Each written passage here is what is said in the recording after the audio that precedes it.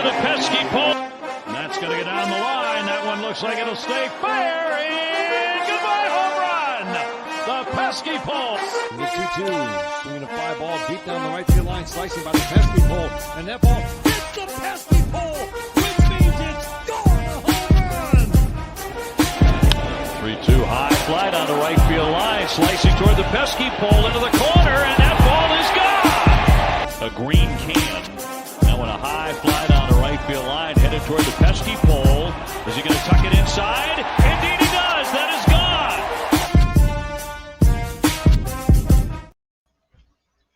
Welcome everybody to another episode of the Pesky Podcast. I am your host, The Ritt. With me is our head writer, Mr. George Sutherland. George, what's been going on, man? How you doing? I'm doing well. Yeah, it's a little tough after last night's almost comeback from behind win, but these days it's rolling the dice. So, but yeah, I'm doing well. Hey, it was crazy. I have been to a lot of Red Sox games. DC was there last night, and I know. And I sit there and think there was more runs scored in that one game that he was at than probably most of the games that I've been put together. So a lot of action and a lot of excitement. You got a good one. Yeah. But speaking of a good one, we're back on the grind, getting interviews of some of the great up-and-comers in our farm system. And, well, we've got another one here from the Portland Seadawgs. He is one of our top relief pitchers in Portland, Mr. Alex Hoppe. Let's bring him right in. What's up, guys?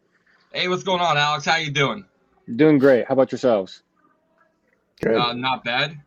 So, Alex, man, you're down there right now in Portland, and Portland has more eyes on that team right now, I'm thinking, than the Major League team does.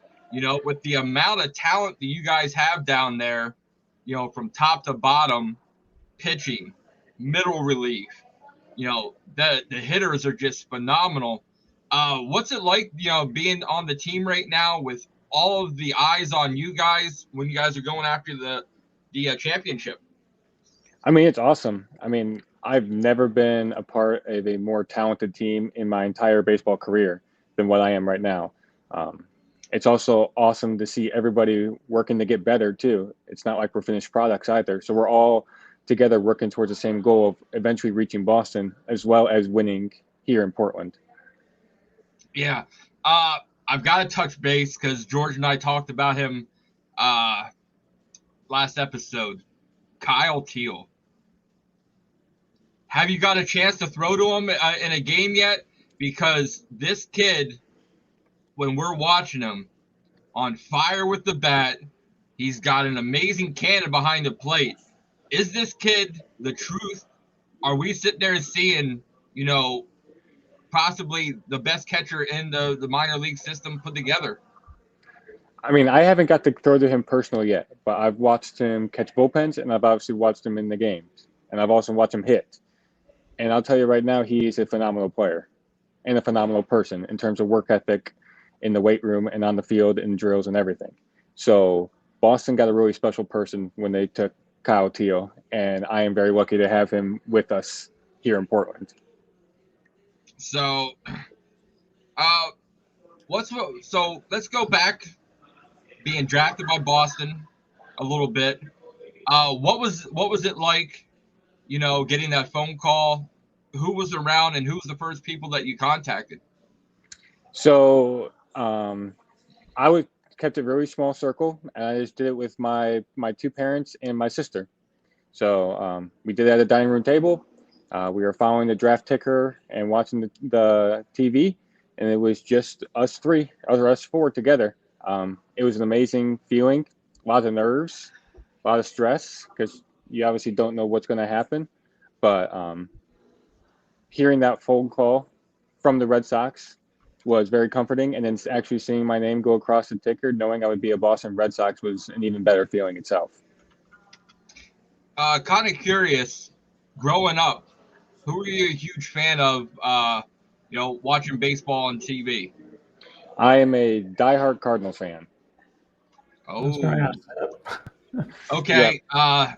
Let's sit there and get the question out of the way. Growing up, and we sit there and you see the Red Sox beat the Cardinals not once, but twice. Swept them in the World Series, and then getting called by Boston. Were there any man, of all the teams, No, there's none of those thoughts whatsoever. I was just happy to get phone calls from from any team, obviously. I had no preference, nothing. My Cardinal affiliation was not going to affect my draft decision whatsoever.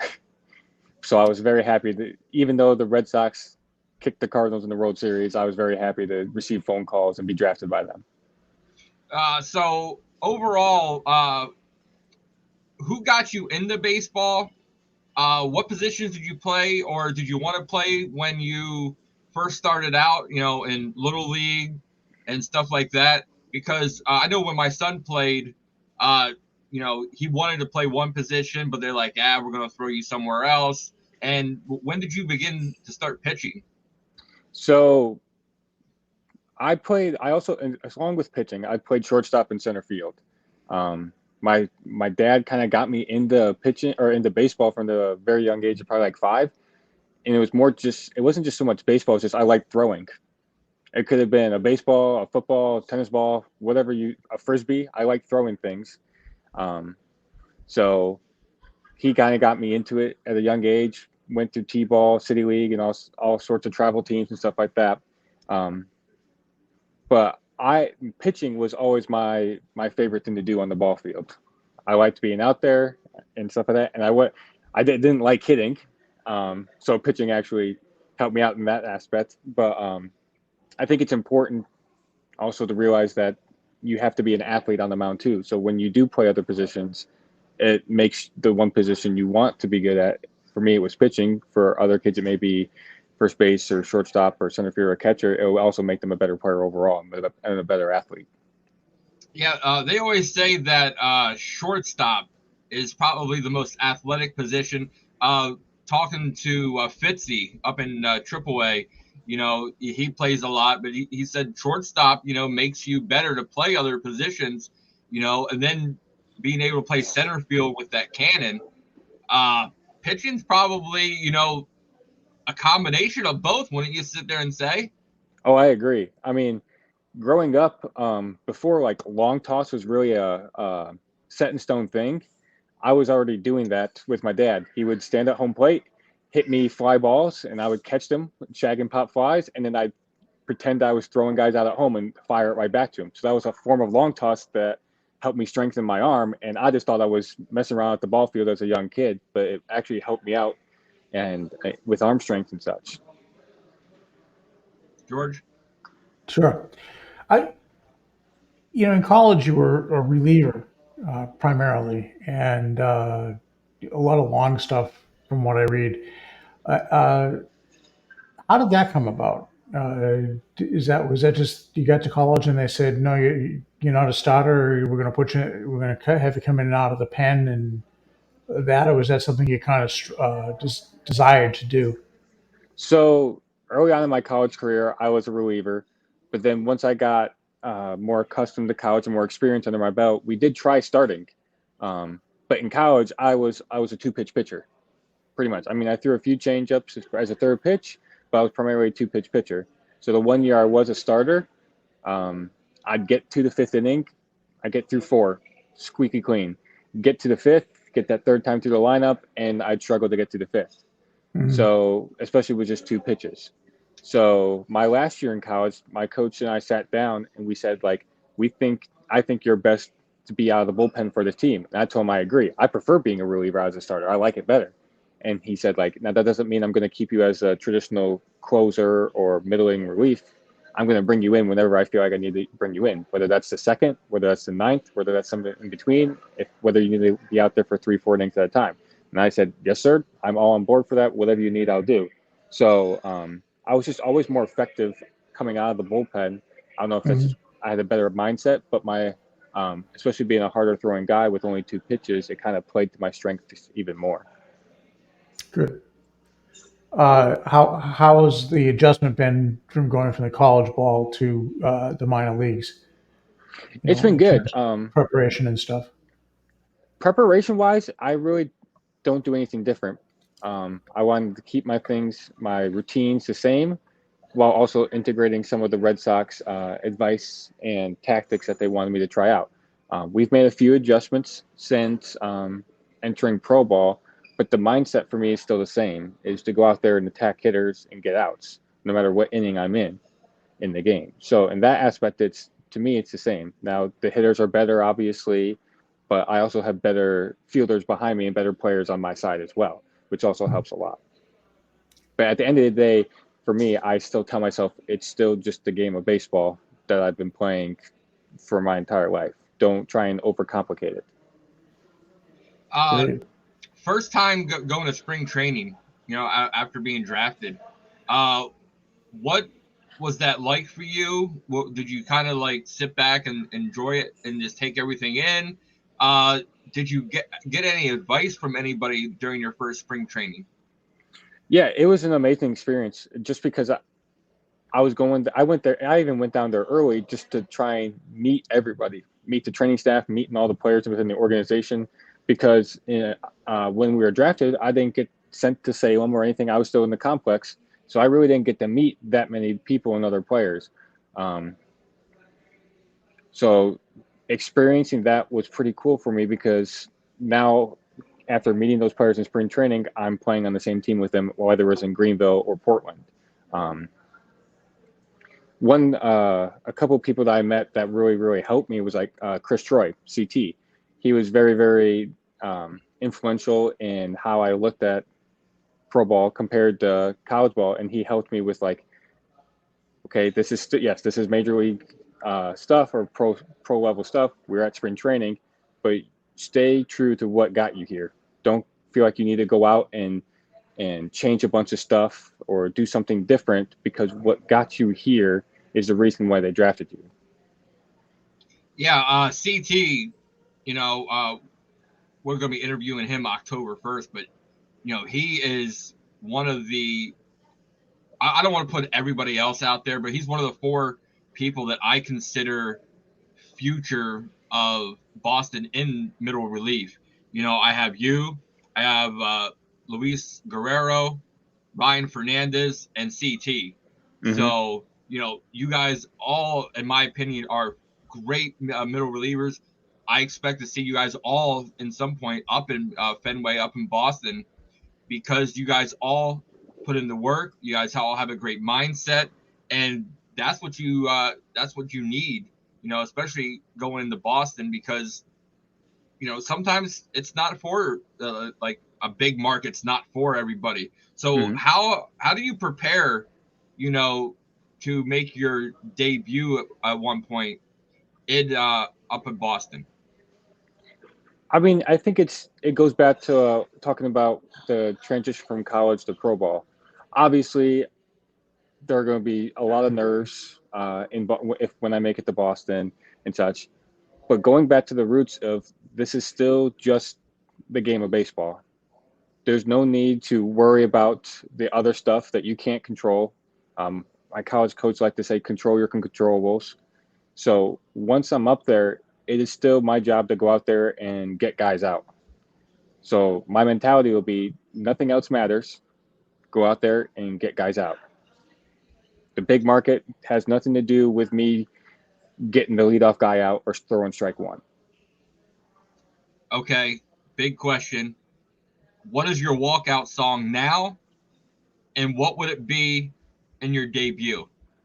So my walkout song now is "I'm So Sorry" by Imagine Dragons. I've had it for 3 years now. My last 2 years of college, mm-hmm. and this year. And honestly, I probably don't see myself switching. Okay, yeah, because I'm trying to think. I think it was Theo Denlinger. He's down there, with you guys now. I sit there and I asked him what his walkout song was, and he told me, never heard of it. Then all of a sudden I heard it, and I'm like, dude, that's on my playlist now, because it's just pure, and sometimes that's what you need to set the tone, set the mindset to go out there. I remember and George, probably does Papelbon. Oh man, when his song hit, everybody knew it's time for business. And I'm sure as soon as your song hits, you're it's time for business. Yep, you better buckle up. Yep. So let's George, go ahead. So that you've recently come up in the last month to Portland. How have you felt the adjustments gone? I mean, jumping levels is tough. I mean, you're a bit of an older player in the sense that you're 24 years old, so that's got to help because of the maturity level. How do you think that you've made the jump? I think it's gone pretty well. I mean, it hasn't gone without bumps and bruises, but that's the sport that we play. The guys in the team, especially the ones I played with in Greenville that came up here before me, have made it really easy on me through the transition, and they were very welcoming. The coaching staff has been also very, very welcoming and very helpful in helping me achieve the goals that we set out to do even from the midway point of the season. So I'm loving my time here in Portland. It's a very nice city. I love the team. I love the coaching staff. I think it's going pretty well so far, and I'm excited to finish out this last week of the season very strongly. Good. A lot of relationships for a pitcher is with the catcher. And Alex, you got some hell of a squad of catchers there. Nathan Hickey, Marrero, and of course, Kyle Teal. Not to mention throw in the other Alex Arrow. Yep. What kind of relationships do you have with the catchers there in Portland? And do you prefer one to know and lead you better than the others? I trust them all equally the same. I know each of them personally. I live with Hickey in Portland. He's one of my roommates. I know to the level they put into preparation and prepping for games and studying hitters and studying teams and studying tendencies. I trust each and every one of them fully. In fact, I'm not even a guy who really shakes off. And it's not, it doesn't matter who is catching me, where it's Arrow, Teal, Hickey, Marrero. I have no personal preference because all of them are phenomenal catchers and can call a great game for me. Okay, let's ease the baseball tensions and switches all up like I love to do. What do you do in your free time? What do you enjoy doing to get yourself away from baseball? And just have fun. I am a big football and basketball fan, so when those are in season, I am following those just as intently as I follow baseball. I also love movies. I love Marvel, Star Wars, that type of stuff. So I'm always watching the new and latest shows that are out with that. So binge watching shows on Netflix, and basketball and football, both at the college and professional level, are two of my most important interests outside the field. Okay, I've got to ask now, who's your football team, who's your basketball team, and who's your team in college? Okay, so I'm a little bit all over the place, but you guys will be happy with my NFL team. I'm a Patriots fan. I grew up loving Tom Brady. Even after he left, I still love Tom Brady, but I'm a true Patriots fan. Alex, I'm going to say I'm not in Boston. I'm in Pennsylvania. So I'm not. Oh, no. I am not a big Patriots fan right there. I'm actually a Giants fan. Okay. So, wow. Yeah. That's all right. That's all right. We let him talk. I'm a diehard Patriots fan. Grew up in New England, so we're good. Okay. Yeah. 2 against 1. Yeah. That's my only team that's besides college. I'm a huge Texas Longhorn fan, but I never got into the New England thing. My Celtics, I always followed wherever Shaq went. Shaq ended his career in Boston, so that's where I tied down my roots. And Bruins, you can't get no better team than Bruins. If you're a hockey fan. Yeah, there you go. College though, grew up in Iowa, so Iowa Hawkeye fans. Got to watch them play a little bit yesterday. And then NBA, I grew up loving Carmelo Anthony, so I'm unfortunately a New York Knicks fan. Oh, well, they do have promise. Yes. So and an upside. So compared to what the previous years have been, yes, I am very excited. So you say you're a huge Star Wars fan, Marvel fan. Who's your favorite character in both? And Marvel, I did it one time, binge watched everything in complete order. Like, oh wow! I'm talking Netflix series, everything, where you would watch 3 or 4 episodes, then you got to go watch something else, and then back. Mm-hmm. I did that one time. Would you ever be that dedicated to watch it? Oh, of course. I'd sit down and do it over a week if I could. Just sit down and never leave the couch or whatever and just binge watch it all. But favorite Marvel character for me is Captain America, kind of original. Favorite Star Wars character for me would probably be Obi-Wan Kenobi. Okay, and could I sit there and ask why Obi-Wan and why Captain America? So Captain America to me is technically he has no superpowers. Mm-hmm. Yet he is kind of the leader of them all, and the most how do I put this? He's the kind of the ones everyone else looks to for strength and guidance, even though he has no superpowers at all. Obi-Wan to me is kind of the older mentor to Anakin throughout the series and movies. So he's kind of the guy who always did what was right, even when he had to make some hard decisions and stuff like that. So I kind of looked up to him for that. Okay, George, do you have anything to add with that? I'm somewhat of a Captain America fan. I was always an Iron Man fan myself, but I always find it interesting when people start talking about how relationship to Star Wars and Marvel and DC stuff, and it's a lot of it, and you just mentioned it, two real leaders, in their own way, quiet, unassuming, and just going out to do their business, and yeah, it's pretty cool. Mm-hmm. Yeah, I love that. They're also not the most vocal people either, and yet people follow them. And for me, I'm not a vocal leader, but I feel as though people have a tendency to follow me just based on my actions. And Yeah. I like that similarity between those two characters as well. Sometimes I've always found, even while I'm at work, actions speak louder than words sometimes. And if people see you doing the right thing or see you working and trying to perfect your craft, that they're come over, ask questions, and join you. Mm-hmm. Yeah, and so, it's also the fact that you're doing it every single day. They're not just seeing you do it once every 3 or 4 days. They're seeing you do it every single day, in and out like clockwork. And I think that plays a really big role in seeing who is a leader and who is not.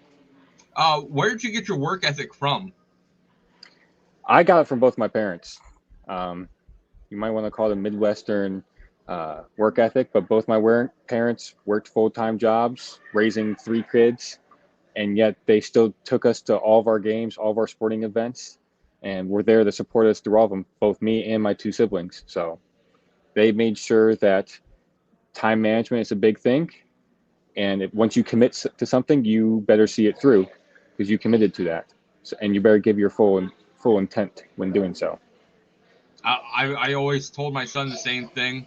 When he went and played fall ball for the first time, and he had a bad interaction with the coach, and he's like, I don't want to play. I said, if you don't want to play, that's fine, but you're still going to go to every game. You're going to sit at the bench and watch everybody. You made a commitment, and that's I value a commitment more than I value, mostly other things, because once you sit there and say, yes, I'm going to do it, you're in it for the long haul, even if you guys sit the bench the whole time, you know. Yep.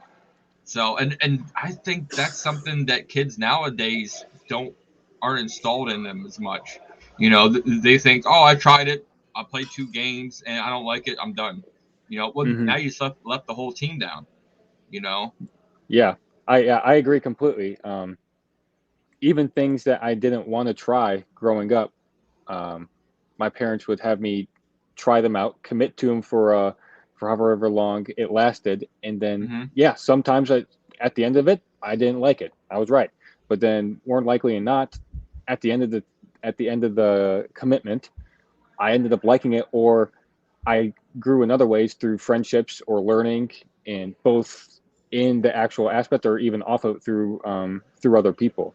So I think just sticking through and completing things brings a lot of value to, especially for the younger generation.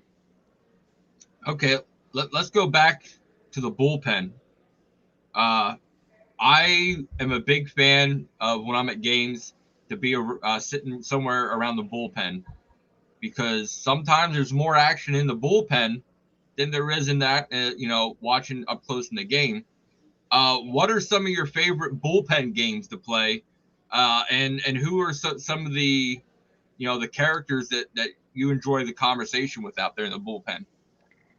So I can tell you right now, since coming up to Portland, the people I interact with the most on the bullpen is Chris Troy, Ryan Miller, and Theo Denlinger. And those are kind of my 3 guys that we're going to sit down, pull up a chair, and we can talk about anything throughout the entire game. In terms of games, I don't know if we really play what we call games, but there are just certain topics of conversation that we could talk through innings on innings on innings and stuff like that. And they don't even have to be serious conversations. They could be wacky, out of the box conversations just to make people laugh and stuff like to pass the time and stuff like that. So we have a lot of those. I don't know if we play a lot of games, but we have a lot of weird and, let's just say, unique conversations that happen in the bullpen. Is there ever somebody in the bullpen when you came up to Portland that, seeing a pitch that you threw, or, throws a pitch, but it's just a different grip on, they kind of like, hey, try this grip or anything like that? Or have you, done the same to help someone else out? I haven't switched any of my grips, but coming into this year, I was very new to analytics. And Ryan Miller spent last year with the Yankees organization and previous years with the Diamondbacks organization, and he is very, very knowledgeable on the analytics side. So we haven't switched anything, but we've had certain talks on like why my stuff plays the way it does based on the numbers that we're getting.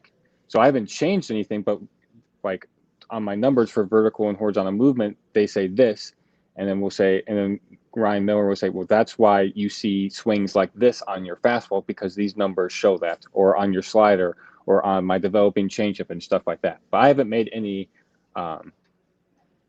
like grip changes since I've been here in Portland.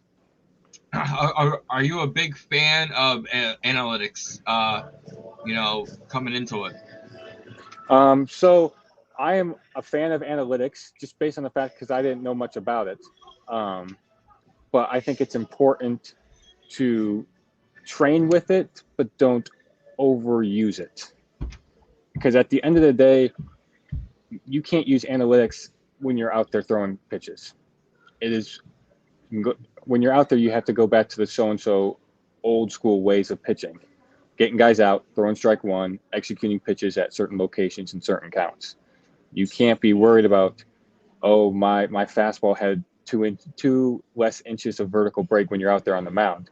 That's not going to set you up for success. So I think it's very cool and important to train with it in practice and before games and then bullpens. But once you get out there, you can't be thinking about analytics. Growing up and in college compared to now, where we're switching over to a pitch clock, the robot umps.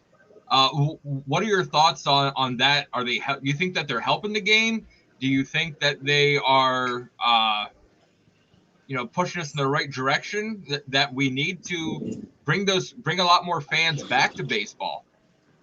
I can't speak for the robo umps because I've never experienced them. I personally, just thinking about it, don't like robo umps. I like the variability. I don't want every single strike call to be picture perfect or every ball call to be perfect. I like it when umpire or managers get thrown out of the game for arguing balls and strikes. I think that's part of the entertainment value of baseball. Call me old school, but hey, I like it. Now, pitch clock, on the other hand, was certainly an adjustment for me. I thought I worked fast. I was a fast worker in college when I was pitching. I did not work fast enough when I experienced a pitch clock for the first time. So it was definitely an adjustment for me. But looking back at it, I think it is a smart move for baseball just to speed up the game and kill some of the dead time in between action. George can sit there and vouch for this. Portland has a lot of young star power in the field at all times. You know, this might be one of the best teams that we put together, you know, in the minors for quite some time, you know, with Nick Yorkie, Marcelo Meyer, you know, and the list goes on and on. How comfortable are you when you're on the mound knowing that you could give up a hit and the defense behind you is stellar as it has been? I mean, I have all the confidence in them. Like I said before, to start this our talk, this is by far the most talented team I've ever played with, both hitting, fielding, base running, whatever. Like, I've seen some spectacular plays made behind me and the other guys when they're throwing. Like, there are some times where I left that ball middle, and he smacks it, and then all of a sudden Chase Mydroth dives and at shortstop or second base and catches it, or someone else makes an over-the-shoulder play on a bloop hit that I thought was going to fall for a single. It's just amazing seeing these guys work, because I know they've put the time into their craft to perfect this thing, so it's not like they don't practice it, but it's pretty cool seeing these plays being made behind you when you're on the mound. One kid that we've been watching, Roman Anthony, you know, just like Kyle Keel, he's young and he's just moving through the system really quick. Can you tell us a little bit about, you know, when you watch him play, how he's young? He's what, 19, and he's playing and he's mature. That's a 22, 23-year-old that's been in the system for quite some time. Yeah, he is a very, very, very advanced hitter.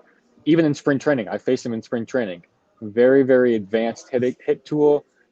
Has a feel for the strike zone at such a young age, which is not a lot of time you see with young players. And when he swings and makes contact with the ball, it sounds different off his bats. And he doesn't even have to square it up, and it still sounds different. It is loud, and it travels very, very far in a very, very short amount of time. George? Yeah. So, I mean, I live about 20 minutes from Hadlock, so I try to get up as often as I can. I listen to the broadcasts and, you know, follow as much as I possibly can. This team, I've never seen a team that doesn't. They're so focused that even when you're having a bad game, it's like you get the feeling you're not out of it because all of a sudden something happens, and it's full of you mentioned Chase Mydroth. I'm amazed at his versatility and how much hustle he has out there.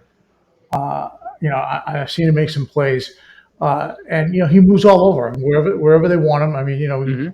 He's done everything that they asked him to do, and I'll say the same thing about Blaze Jordan, bouncing back on both sides of the infield on either corner. So, you know, to me as a fan, it's exciting to see because, you know, baseball in the 21st century is all about versatility. You know, you're not just anchored in one position all the time. Your value is increased by the more things you can do. You know, because of the importance of roster positions. Mm-hmm. So the one thing I'm going to ask you, but you've been in Portland now for a little over a month. What do you like best about Portland? I like the fans. Yeah, like, it's a great place to watch a game. Yes, it is. And also, like, Greenville is amazing, and I loved Greenville's field and stuff in the locker room and stuff like that. Portland has a more historic atmosphere to it, a more historic baseball feel to it. And as soon as I stepped in the locker room and stepped on the field, I kind of felt that. And I think the fans know that too, and that's why they turn out and they love the team so much. So being a baseball historian, so to speak, or fan of the history of baseball, I really, really appreciate and enjoy being in Portland for that aspect. And the fans are pretty close all the way around too. Yes. Well, we don't get much of a wview into the bullpen because of where it's located, because you can't really see. I've sat in the right field bleachers, and it's like you really can't see inside the pen at all. No. You can see the visitors' pen, but you can't see much in the home pen at all. Mm-hmm. So, Alex, we're going to play a quick game.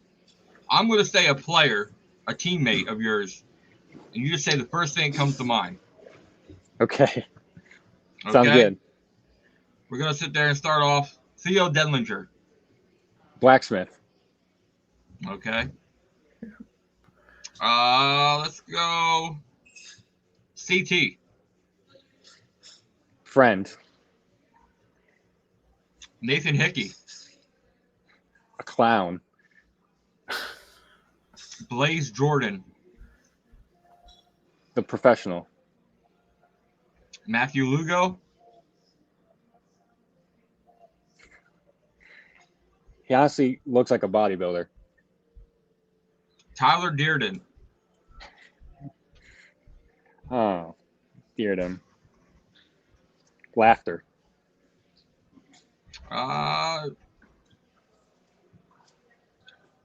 Let's go. Wow. Let's go Philip Sykes. Superb athlete. Chad Epperson. I'll say the Godfather. And the last one I'm going to throw at you will be Ryan Zephyrhan. Zephyrjan. Midwest boy. Okay. Well, Alex, I'm going to sit there and let George ask one last question before we ask the question I love to ask everybody. So,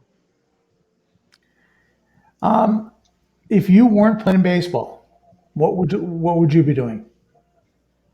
I couldn't tell you specifically, but I know it'd be something involved in athletics, whether that's being a PE teacher, athletic director, or trying to work into a MLB front office someday. It would have to be something in athletics.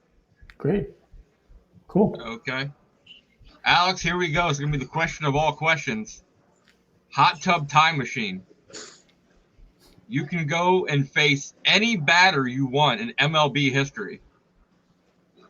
Bottom of the ninth, you're on the mound, game's on the line. Who's that one person you would love to sit there and face? Being a diehard Cardinals fan, I love to face Albert Pujols. Prime Albert Pujols with the Cardinals. See, I was thinking when you said about Cardinals, I'm thinking about maybe you might want to go up and give Big Mac his record-breaking home run. I don't know about that, but I was more of a Pujols guy than a McGuire guy growing up. So Alex, I want to thank you for coming on. I'm going to give you the floor. Let everybody know where they can sit there and reach out to you at. Sure. Thank you guys for having me. You can reach out to me on my Instagram. I'm trying to be more active about that, Alex Hoppe 24. I really thank you guys for having me on here and asking so many questions. It was great meeting you guys. Well, thanks, Alex. George, any final thoughts? No, I'm looking forward to. I'll be at the game on Thursday, weather permitting.